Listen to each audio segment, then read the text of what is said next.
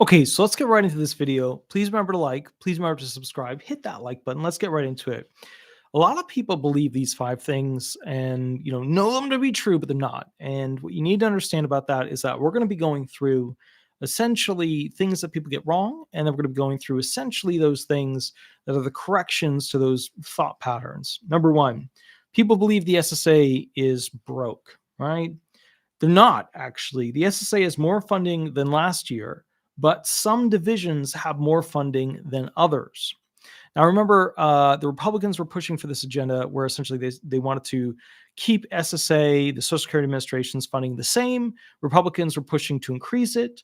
The bottom line is that they need more funds to go ahead and fix a lot of their aging programs within it and get it back on track. Now, the SSA isn't planning on paying retirement benefits to millennial. Oh, sorry. Well, let's go back to this one. The SSA is broke right now. So a lot of people have told me over the past, I would say, I don't know, 7 to 8 months, that the SSA just could not afford to essentially have individuals following disabled people around, that they just didn't have the money. But one of the things you have to realize about the SSA and all government agencies is that they have smaller departments inside the agency, and those different departments get different amounts of funding. And the OIG CDI units have gotten a lot of funding from Congress because the CDI units have promised to significantly save the SSA a lot of money by catching these fraudsters.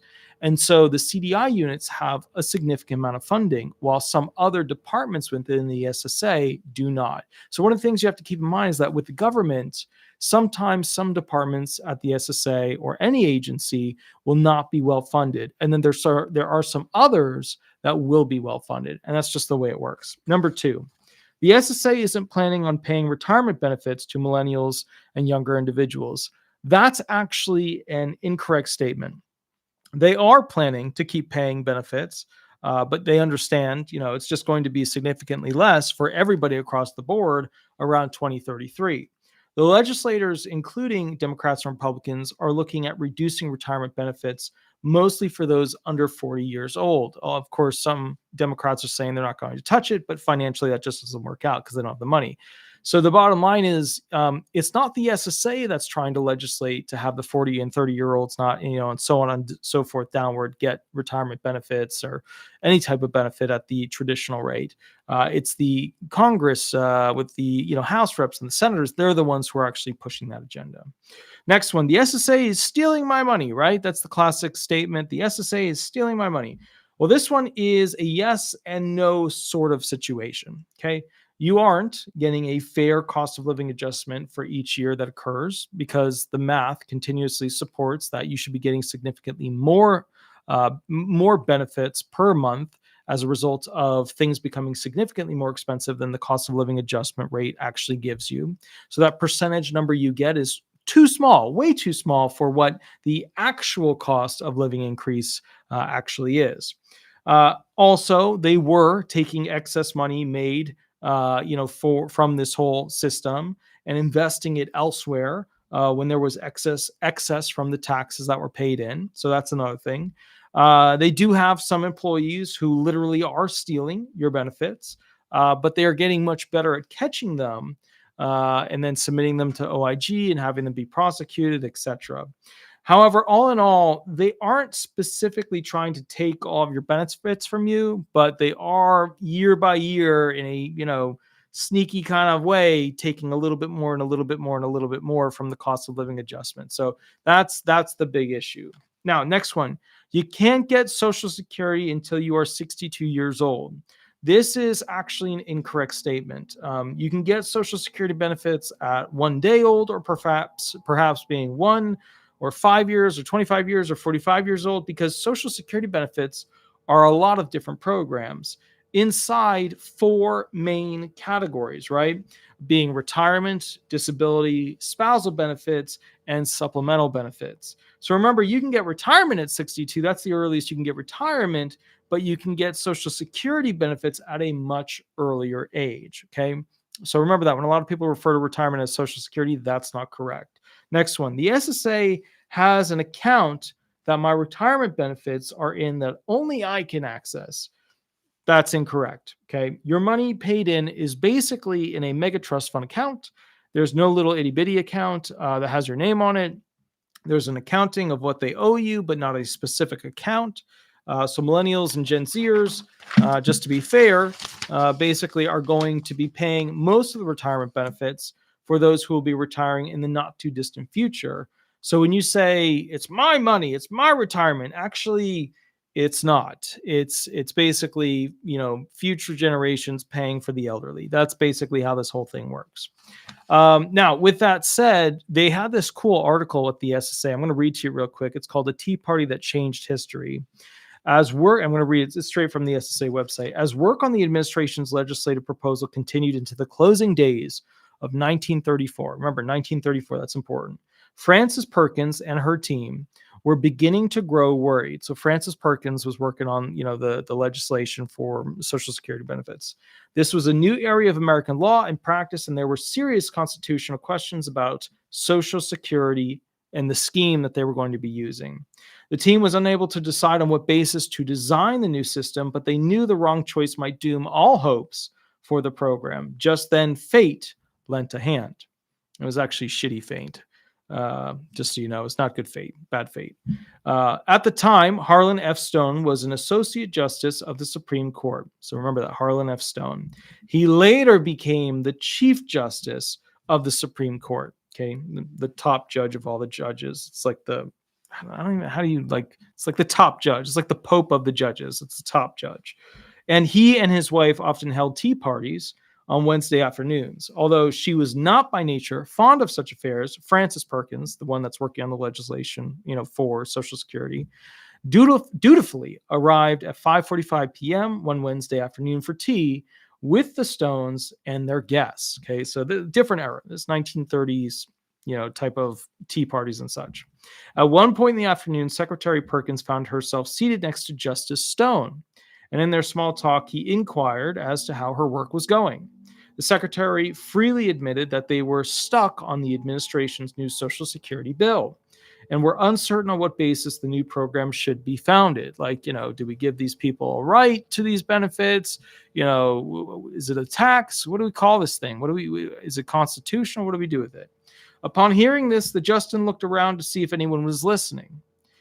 He leaned over to her and, putting his hand up to his mouth, whispered, "The taxing power of the federal government, my dear, the taxing power is sufficient for everything you want and need." The secretary excitedly returned to her staff and announced she had made up her mind. They would base the new program on the government's power to tax. She never told them how she came up with this, and she had finally come to this insight, etc. Now, when the new law was enacted based on the power to levy payroll taxes, it was immediately challenged in the courts. And Justice Stone's provident prediction bore out, meaning he was right, the Supreme Court justice was right. On May 24th, 1937, remember that, 1937, that's an important year, the Supreme Court ruled 7-2 that the new Social Security program based on the government's broad power to tax was fully constitutional. And so what happened was they were beginning the little puddle jumpers to basically say, people have to pay this tax and they have no right to these benefits, right? They don't have a right to retirement like they have a right to other things that they privately invest in. Okay. So put another way, if the government says, we don't like what you did, we're going to take away, we're going to, send you out of the country, right? And you're like, whoa, I paid into these retirement benefits all these years. You have to give me my retirement money. They can say, nope, you have no right to your retirement benefits. It's merely a tax.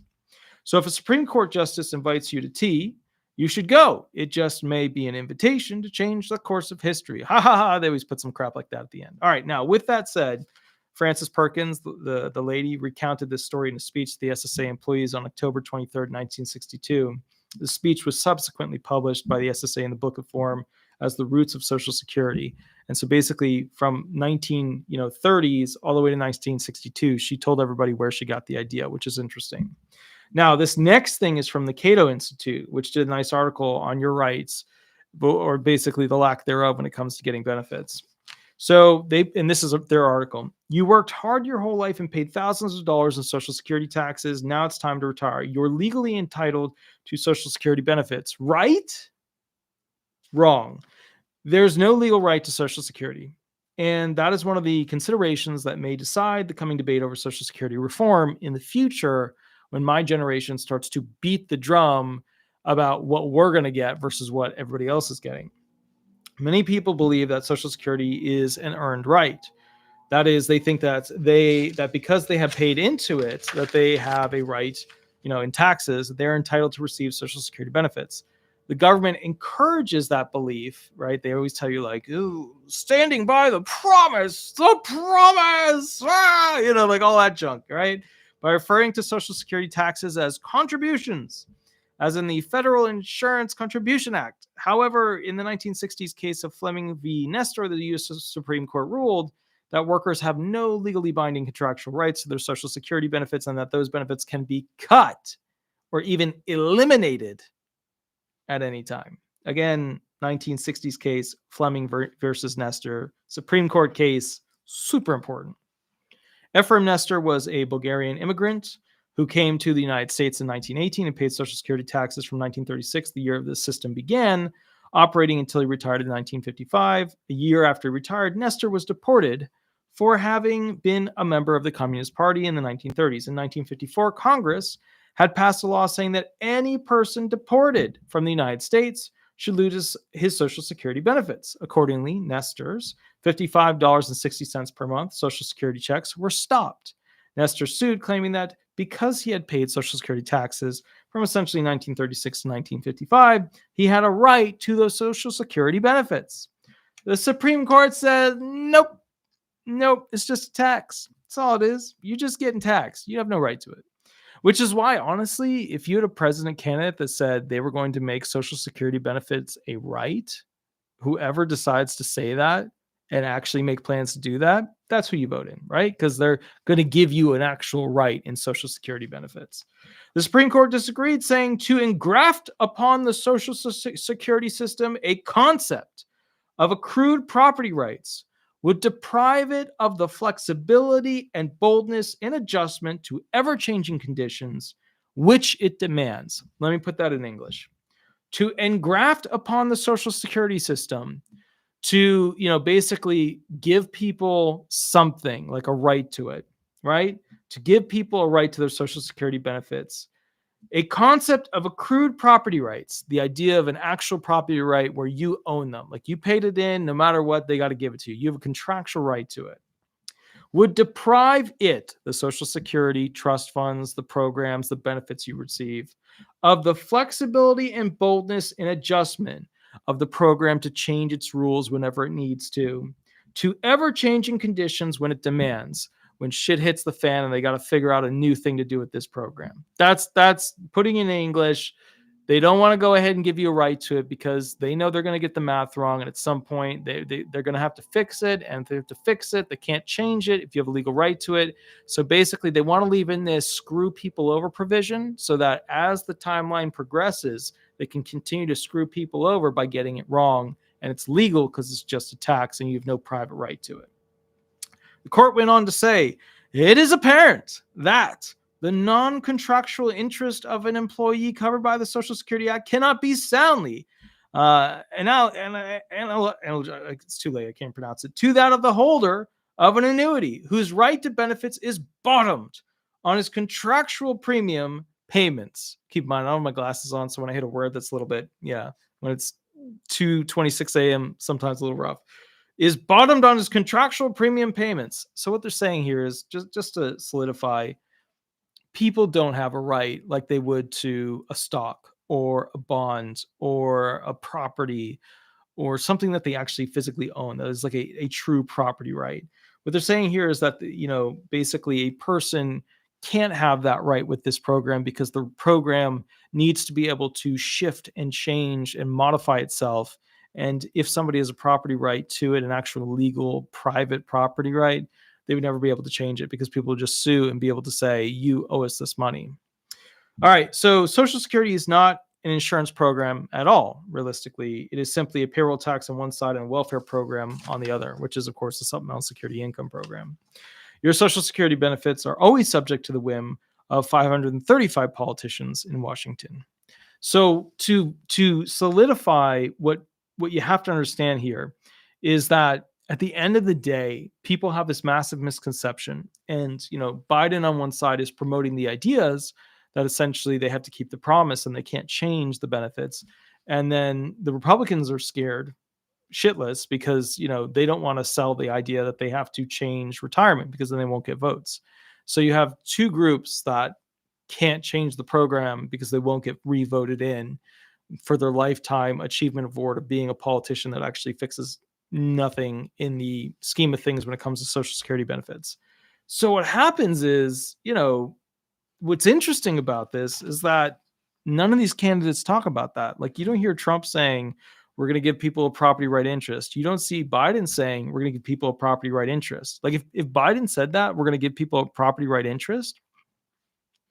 Because remember what he's saying, what President Biden is saying is, we will not change Social Security benefits.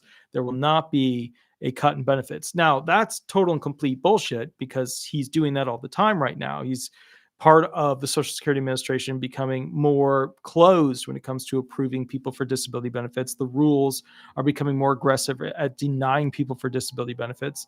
So, it is becoming more closed, not as aggressively as Commissioner Saul under Trump, but it still is becoming more closed. So the reality is, at the end of the day, he could say, you have a right to them, but then they wouldn't be able to legislate, because if they can't legislate to change them, because if you have a property right to it, any change that makes it harder for you to get the benefits, all of a sudden legal argument goes to court, and basically the Social Security Administration would lose and then owe people a lot of money. The court's decision was not surprising. In an earlier case, Helvering v. Davis, 1937, the court had ruled that Social Security was not a contributory insurance program, saying the proceeds of both the employee and employer taxes are to be paid into the Treasury like any other internal revenue generally and are not earmarked in any way. Put another way, you pay money in, it is earmarked. It is earmarked to go towards your Social Security trust funds. And, technically, to be fair, like, they know where the money is going and it is quasi earmarked for you, but it is in general thought and practice just a tax. That's all it is. It's just a tax. In other words, Social Security is not an insurance program at all. It is simply a payroll tax on one side and a welfare program on the other.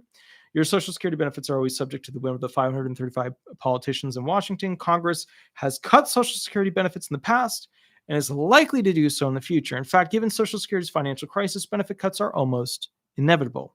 Several proposals to cut benefits, from increasing the retirement age to means testing, are already being debated.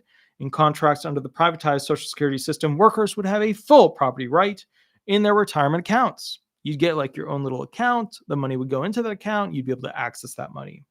They would own the money in them. And the same way people own their IRAs and their 401ks, it would be the same sort of plan, same sort of situation. Congress would have no right to touch that money. Which then brings up the argument, should we have had a more... And here's the thing. Here's what it comes down to. There's a split, because when people hear private Social Security benefits, in their head, Wall Street is now trading their benefits and trying to make money off of their benefits. But you don't have to go that far with privatizing Social Security, right? There's many levels of privatizing Social Security, right? There's like the no privatization, what we have right now, and then the extreme other side where Wall Street people are just trading that stuff, buy, sell, and nobody's overseeing it. But like, one of the first steps you can do from this side, you're not privatized at all to slightly privatized, is give an actual ownership right to the citizens who have been paying in their entire life. That is the first privatizing step. That is not what they always sell as privatizing Social Security benefits, which is having, basically these Wall Street guys just buying and selling stocks with your, retirement money. So that's something to consider.